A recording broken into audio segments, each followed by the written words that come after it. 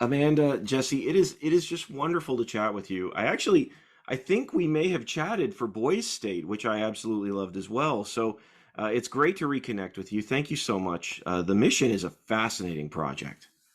I'm wondering, what is it that brought you into John's story, and why is it you wanted to tell it? There are two answers to that question. One is it captured our attention and our imagination when the story became global news. Reading that John Chau had trained in Kansas City through All Nations for this dangerous mission. Article in the New York Times, that this wasn't a reckless act, that it was preparation, intention, um, a lot of thought that went into this. Of course, we didn't know how much, but I think it was John's story what led him there, to risk his life, to lose his life, and who are these people who live on this island, and why did they defend themselves? What were they? Why were they willing to take John's life? And who are the Sentinelese? So these two cultures, these people meeting, that was, I think there were more questions than answers in all these stories. And I think the second answer to your question is it's part of a conversation that started for us about 10 years ago. We made another film about radical faith called The Overnighters. And I think we're still interested in how people live their faith. And we come as secular people, but it's just part of a project for us to understand how faith is lived. And John lived his faith in a particularly radical way and was willing to lose his life, for it. So there were many questions and few answers, and it was a story that wouldn't let us go. And those are the stories you end up making movies about. You keep coming back to. Unfortunately, we found partners who were willing to support us, National Geographic, in particular, who played a role in this story in some small but significant way. So they seem like the right partner, and we love unscripted filmmaking because you don't know where it's going to take you. I think the fact that Nat Geo also was willing to um, hold a mirror up to their part in this story was for us pretty significant also, and how we knew we were going to be able to tell this story. It's an incredible story. I absolutely uh, love how you were willing to or able to walk this line, like you talk about, Jesse, radical faith, but you you managed to tell John's story, and you both call him out and yet never totally challenge it, if you know what I'm saying. Like there's this delicate balance between wrestling with the subject and what he's trying to do. And I mean, this film is handled so well. It's handled so beautifully, especially with a loving portrait of John. I'm wondering what your impression is of him. Do you think that he was committed, or was he crazy? I mean, it's a good question. It's kind of the question. I think Adam says it well at some point in the movie. There's a fine line between faith and madness. Um, I think I'm not sure I have a changed view on the mission itself, but I do have a more complexified, more I have a deeper understanding of John, I think, even though he's hard to access for me in particular as a secular person. I can't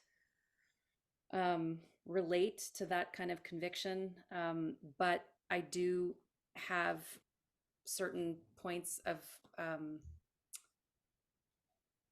I think, by hearing his father's view, by meeting friends of his from when he was growing up, by reviewing a lot of the stories he took in as a kid who that weren't Bible stories, but that were sort of adventure stories, ones that I read, ones that Jesse read. I think all those points of of, of contact between my life and his made me feel like I understand more about the person who went on this mission that when I read the news, felt very uncomfortable about. I don't for me, it brought up all kinds of questions of consent and had sort of echoing reverberations to a long history of Western or Christian or colonial sort of, superimposition of one culture on another. I think that all of that was problematic. And so my question mark going in was, what, who would do this and why? Like, who wants to make contact with a tribe that's made it so clear they don't want contact? So yeah, I think it was important to hear people of all, a whole range of people, who have different religious views, but also different closeness to John at the center. I think that was an interesting journey for Jesse and I to hear such differing perspectives on him and on his mission. Yeah, it's as I was saying, the portrayal of John, the way that his story is told, letting him tell it through his own words. You hear the passion in his voice, but the way that you balance it is so interesting, because you do tackle this imperialist or even colonialist mindset with modern missions work, if you will. And I found that fascinating. And I was wondering, for you both, I mean, I'm glad you said that line. This is one of the things that jumped out at me, is the line between faith and madness. And I was just wondering, in your minds, where do you think that line lies? I think it really depends on where you stand when you look at John. And all nations looked at John and they asked themselves, does this kid have the Messiah complex? And they went through their process and determined that he did not, and that they should support him and would support him. And I think there are other people who stand in a different perspective to John and look at his actions and ask themselves their own set of questions and come to a different conclusion. And I think that may reflect the unbridgeable divide between the faithful and those who are not of faith, or, people who subscribe to John's particular brand of belief. So I don't think the project of our movie was to reconcile those different perspectives, but to create a framework in which people could bring them, and to challenge. I think to challenge us. I think the film challenges us, and it challenges audiences who think they know where they stand when they look at John. And I think if you're convinced coming into this story that John was a martyr and was just and right and did the right thing, and to break the law and to go to North Sentinel, despite all of the historical evidence that suggests otherwise, I think you might be challenged. Some people.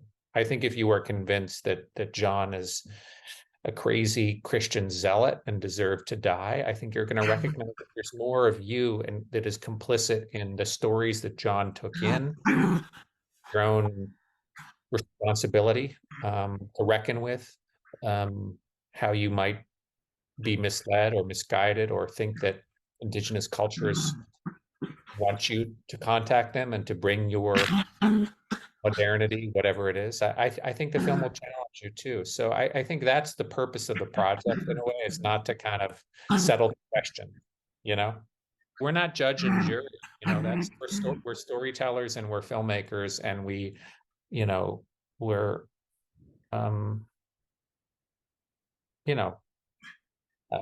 it's not to say our project.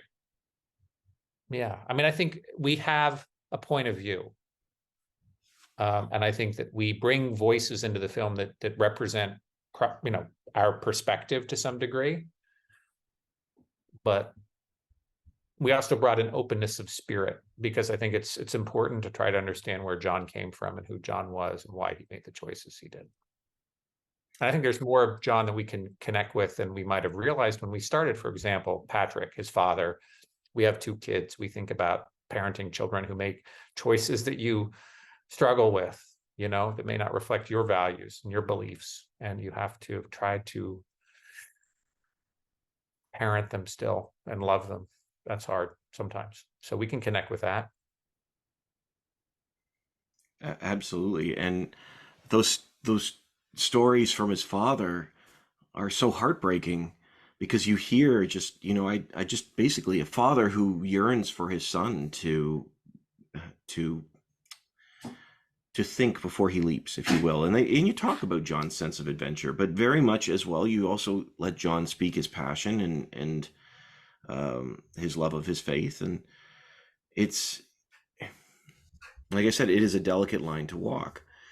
Um, and what I find is interesting too is you have these stories from other missionaries who have since wrestled with what it was. They began like John, if you will, and now they are wrestling with it or relooking it. I think the comment is made that no missionary, no modern missionary, has been able to, looking back, has been able to stay the same or has shifted their views along the way.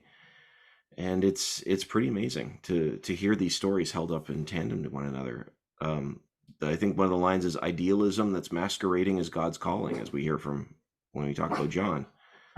Um, it's it's a challenging story.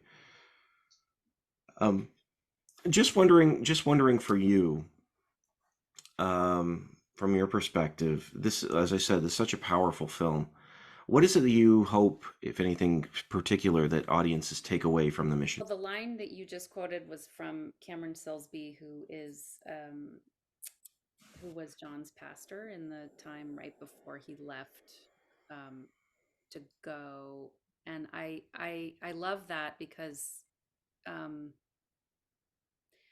I think that Cameron is used to pastoring for people who are actively working on their faith, which is to say, um, most human beings have doubt, even if they have passion for their faith. I think there's always the active process of, being alive and asking questions and why, and working on your relationships with all the people in your life and with your faith. So what was so striking about John for me, I mean, Jesse, you can chime in too, but like that there seemed to be so little doubt in such a young person. For so long, he worked on this master plan. He did 26 page plan. He read so many books. He consulted so many people. He went on a sort of reconnaissance trip. I mean, this was a very, very committed person. He did not fluctuate much from his path.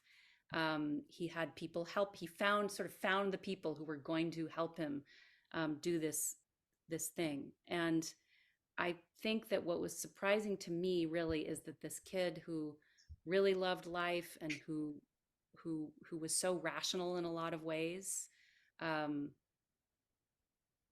ultimately gets to the last moment where he's gone to the island and they've shot at his Bible, and so he really now knows, okay, there's no more naive. There's nothing more naive here. I know that this is extremely dangerous situation. I have to make a decision right now about going back and knowing it really means that I'm going to lose my life. And I think that moment, to have the access to that moment through the diary, where he really was committed to do that thing, that is something that when I read the news story, knew that I couldn't relate to, and then coming to the end of this story, knew that I couldn't really relate to. But what I found in the process of making this movie was so much of myself really is in this story. As Jesse was mentioning, all these sort of adventure stories that came in. I too have read a lot of. It's okay. It's a puppy. We understand. I think understanding the narratives you took in as a kid and still continue to take in as an adult, and how much they inform how you behave in the world, and how you treat people in the world, that's something we all need to reevaluate. And as a culture, I think we are doing that on a universal level. But I think personally speaking, I'm going back to revisit many of the stories I read and take in. I think that's partly what I take away from this film, and understanding that the hero's journey is one of those stories that we really should, I think, look at and think about with a little bit of a question mark. Is it really one person at the center of that thing, or is really there a much bigger picture that that person is a part of? But you're not going to discover something. That thing was always there. Honestly, Amanda, Jesse, I really appreciate your time. It is a beautiful piece, and it is, I mean, and an incredibly deep dive into the journey of one young man and just the passion that drives him and the problems that may come with it, as well. So thank you so much for your time. I very much appreciate it. Take care. Have Bye. a great day. Bye.